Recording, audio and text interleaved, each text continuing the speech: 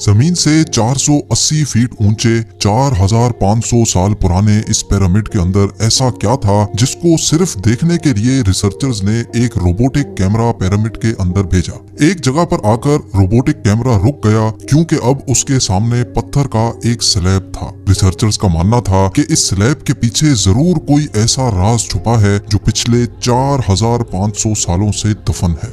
ये राज इनको हर कीमत पर जानना था, इसलिए उन्होंने रोबोट के आगे एक ड्रिल मशीन लगाई जिसने उस पत्थर के स्लैब में बारीक छेद कर दिया।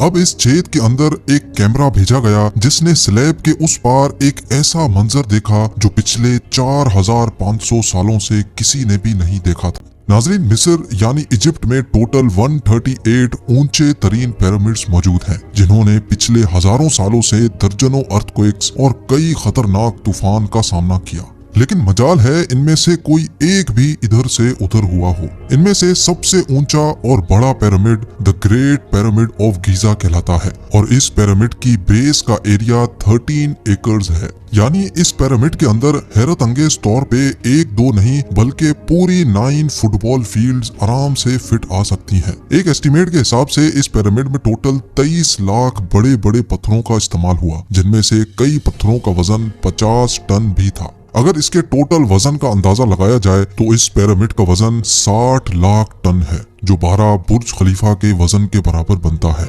लेकिन इतने ऊंचे और आलीशान पिरामिड्स बनाने का आखिर मकसद क्या था? हजारों साल पहले जब इंसान के पास कोई टूल्स भी मौजूद नहीं थे, तब इन पिरामिड्स की दीवारों को कैसे इंच बाय इंच लेवल किया गया? कैसे 50 टन वजनी पत्थरों को स्क्वायर शेप में काटकर बगैर क्रेन के ही 480 फीट ऊंचाई तक पहुंचाया गया? और इनको बनाने में ऐसे कौन से इंजीनियर्स का हाथ था जिन्होंने इन पिरामिड्स को अर्थक्वेक प्रूफ के साथ साथ इनकी तमाम साइड्स को एग्जैक्टली 51.5 डिग्री के एंगल पे सेट किया? ये सब आप जान सकेंगे आज की इस वीडियो में। तो आइए शुरू करते हैं।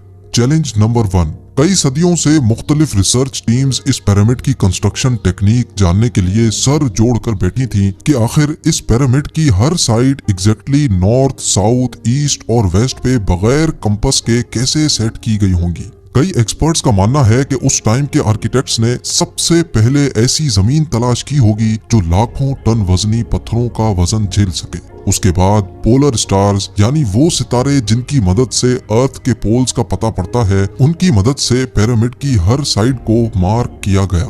ना कोई कंपास और ना ही कोई ऑप्टिकल इंस्ट्रूमेंट। सिर्फ इस बेसिक टेक्निक से हजारों साल पहले इस पिरामिड की डायरेक्शन सेट की गई और वो भी 0 एरर्स के साथ। Challenge number 2।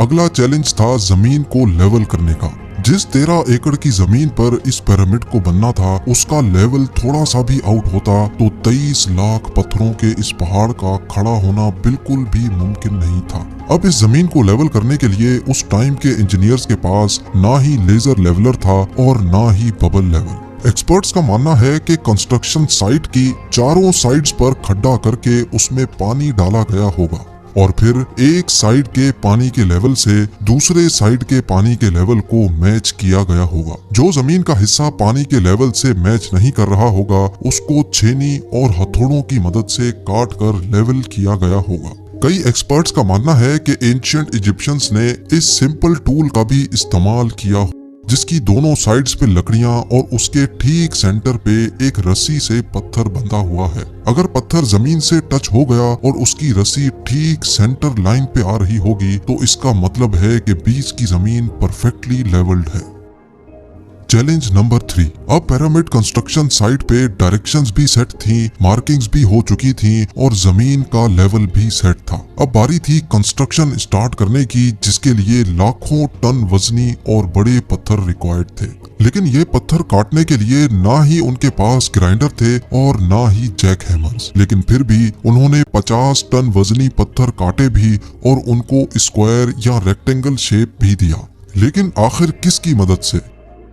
जी हाँ, यही वो सिर्फ एक टूल था जिसकी मदद से पत्थरों को काटा गया। एक्सपर्ट्स का मानना है कि पिरामिड की कंस्ट्रक्शन पे इस्तेमाल होने वाली छेनी सिर्फ कॉपर से ही नहीं बनी थी, क्योंकि उनको भी ये बात मालूम थी कि कॉपर नरम होता है और पत्थर नहीं काट सकता। इसलिए इसमें एक केमिकल आर्सेनिक भी शामिल किया गया था। कॉपर और आर्सेनिक से बनाई जाने वाली ये छेनी लकड़ियों के हथौड़ों से पत्थरों पर ठोकी जाती थी और कई घंटों की मेहनत के बाद बड़े बड़े पत्थर शेप में लाए जाते थे।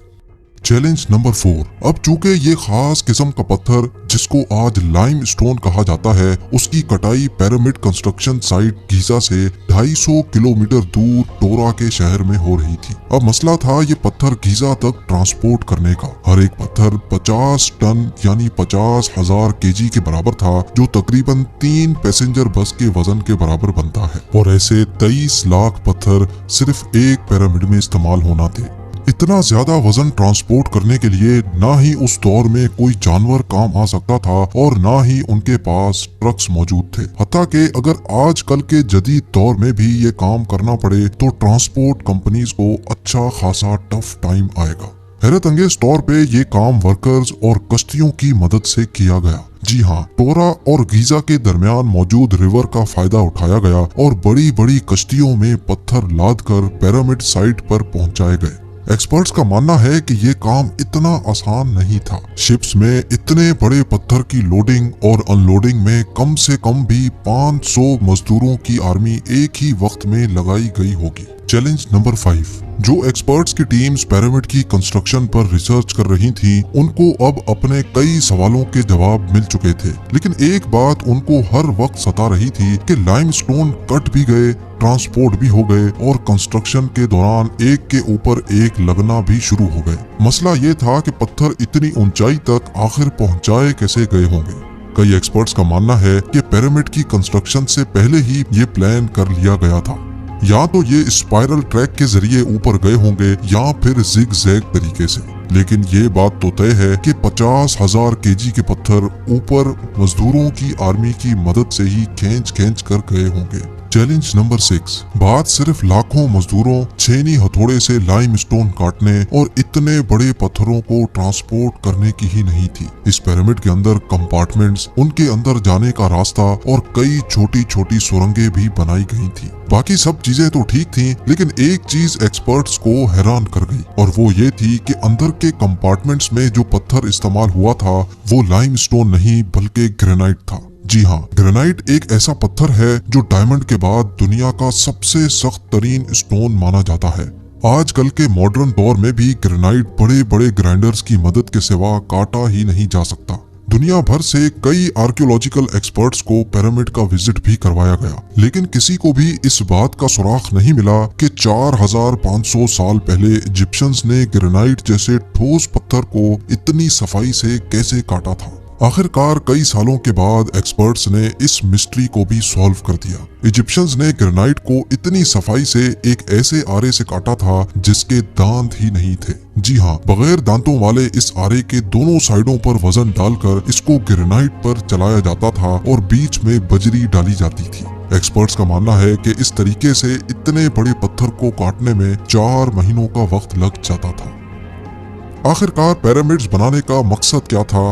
इन पिरामिड्स को बनाने में कितने मजदूर एक ही वक्त में काम करते थे? और रोबोटिक कैमरा ने जब पिरामिड के अंदर पत्थर के स्लैब में सुराख किया तो उसके अंदर वो कौन सा मंजर देखा गया जो पिछले 4500 सालों से किसी ने भी नहीं देखा था? ये सब और इससे भी ज्यादा आप जान सकेंगे इस वीडियो के पार्ट 2 में। आप लोगों के प्यार भरे कमेंट्स और लाइक्स का बेहद शुक्रिया। मिलते हैं वीडियो के अगले शानदार पार्ट में।